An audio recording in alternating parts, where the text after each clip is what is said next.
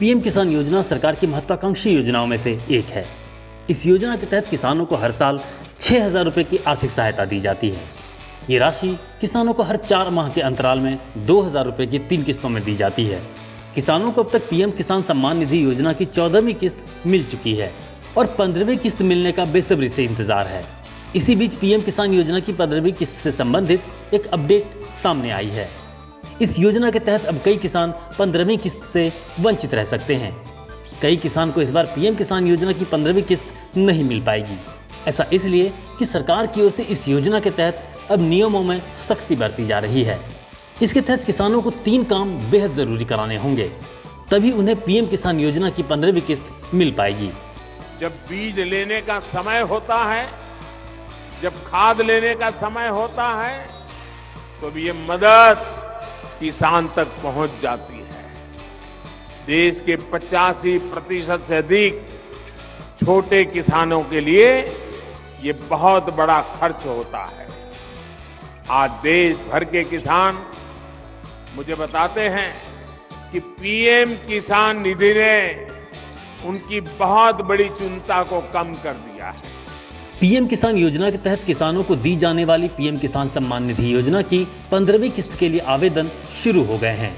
ऐसा माना जा रहा है कि पीएम किसान सम्मान निधि की अगली किस्त में लाभार्थियों की संख्या में कमी आ सकती है। इसके तहत भूलेखों के सत्यापन के दौरान हर किस्त से पहले बड़ी संख्या में लोगों का नाम पीएम किसान योजना की लिस्ट से बाहर किया गया है, तो ऐसी स्थिति फिर से आ सकती है। इसके अलावा ई-केवाईसी नहीं कराने के कारण भी आप लिस्ट से बाहर हो सकते हैं।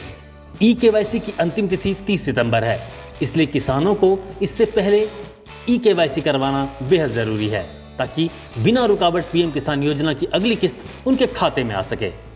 दूसरा काम, यदि आपने अपना मोबाइल नंबर आधार कार्ड से लिंक नहीं कराया है तो इसे जल्द करा लें।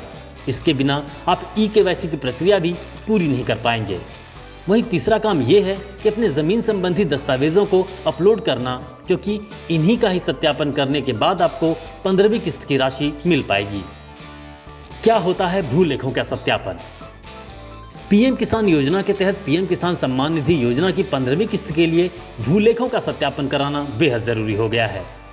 ऐसे में किसान बिना किसी देरी किए अपने भूलेखों का सत्यापन अवश्य करवाएं। इसके लिए किसान जल्द से जल्द अपने जमीन संबंधी दस्तावेजों को अपलोड करें, ताकि संबंधित अधिकारी आपके भूलेखों का सत्यापन करके आपको 15वीं किस्त के लिए क्लीन चिट दे दें, ताकि आपको पीएम किसान सम्मान योजना का लाभ मिल सके। ये फैसला सरकार की ओर से इसलिए लिया गया है क्योंकि कुछ ऐसे केसेस आ रहे हैं जिसमें एक ही भूमि पर पिता व पुत्र दोनों सम्मान निधि योजना का लाभ उठा रहे हैं। इस प्रकार के मामले सामने आने के बाद सरकार ने अब भूलेखों का सत्यापन अनिवार्य कर दिया है। कैसे होता है सत्यापन? नए किसानों के भूलेखों का सत्यापन किया जाता है। इसके तहत अब ऐसे परिवार को चिन्हित करने का काम किया जा रहा है जिसके माता पिता जीवित हैं, उसके बावजूद बेटे भी जमीन के मालिक बन गए हैं। माता अथवा पिता को ही इसका लाभ मिलेगा। परिवार के अन्य युवा किसानों को इसका लाभ नहीं दिया जाएगा। इसके लिए राजस्व विभाग से तहसील स्तर पर लेखापाल सम्मान निधि पाने वाले किसानों के भूलेखों का सत्यापन करते हैं। जिस परिवार के मुखिया को सम्मान निधि का लाभ मिल रहा है, उसके बेटे को इसका लाभ नहीं दिया जाएगा। पीएम किसान योजना के तहत लाभार्थी किसान के परिवार के सदस्यों की संख्या और बेटों के नाम कराई गई जमीन का ब्यौरा पीएम किसान पोर्टल पर दर्ज किया जाता है। इसके अलावा आयकरदाता, उच्च आय की श्रेणी के किसान, केंद्र सरकार के कर्मियों और पेंशनधारियों को भी चिन्हित किया गया है, जिसे इस योजना का पात्र नहीं माना जाएगा। कैसे करें 15वीं किस्त के लिए ई-केवाईसी?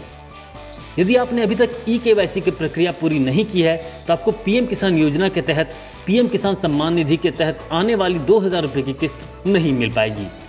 ई-केवाईसी कराने का तरीका बेहद आसान है।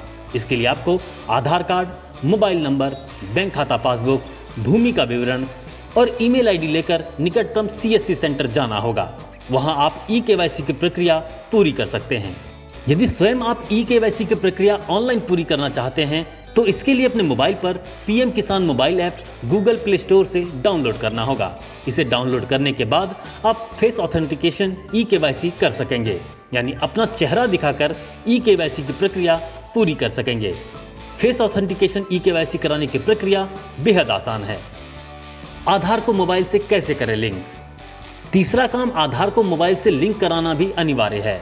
जिस मोबाइल को आपने आधार से लिंक करवा रखा है उसे अपने पास रखें ताकि आपको पीएम किसान योजना से संबंधित सूचना समय समय पर मिल सके। किस्त की राशि भी आप अपने मोबाइल पर मैसेज के जरिए प्राप्त कर सकते हैं, इसलिए अपने आधार को भी मोबाइल से लिंक कराना बेहद ज़रूरी है। इस काम के लिए आप अपने बैंक जहां आपका खाता है वहां जाकर अपना Aadhaar card, PAN card, mobile number जो आधार कार्ड से लिंक कराना है, ये ज़रूरी दस्तावेज देकर उसे लिंक करवा सकते हैं। बैंक अधिकारी आपसे फॉर्म भरवाकर आधार को मोबाइल से लिंक कर देंगे। जरूरी सूचनाओं और सरकार से जुड़ी योजनाओं की जानकारी समय पर प्राप्त करने के लिए जुड़े रहिए हमारे साथ। तब तक दीजिए इजाजत, हाजिर होंगे एक नई अपडेट के साथ। नमस्कार।